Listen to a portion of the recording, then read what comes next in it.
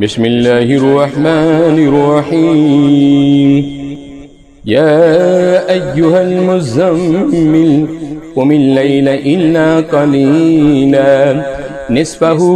أو انقص منه قليلا أو زد عليه ورتل القرآن ترتيلا إنا سنلقي عليك قولا ثقيلا إن ناشئة الليل هي أشد وطئا وأقوم قيلا إن لك في النهار سبحا طويلا واذكر اسم ربك وتبتل إليه تبتيلا رب المشرق والمغرب لا إله إلا هو فاتخذه وكيلا واصبر على ما يقولون واهجرهم هجرا جميلا وذرني والمكذبين أولي النعمة ومهلهم قليلا إن لدينا أنكالا وجحيما وطعاما ذا غصة وعذابا أليما يوم ترجف الأرض والجبال وكانت الجبال كثيبا مهيلا إنا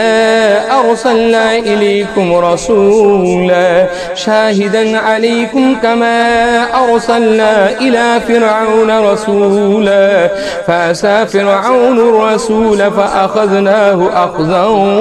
وبيلا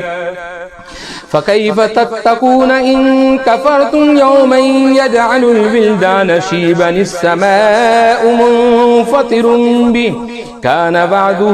مفعولا إن هذه تذكرة فمن شاء اتخذ إلى ربه سبيلا إن ربك يعلم أنك تقوم أدنى من ثلثي الليل ونصفه وثلثه وطائفة من الذين معك والله يقدر الليل والنهار علم أن لن تحصوا فتاب عليكم فاقرؤوا ما تيسر من القرآن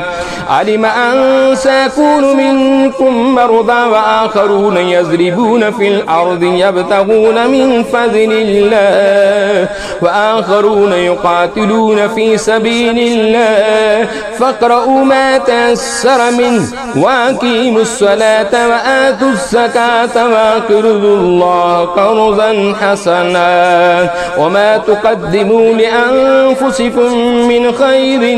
تجدوا عند الله هو خيرا وأعظم أجرا واستغفروا الله إن الله غفور رحيم صدق الله العظيم.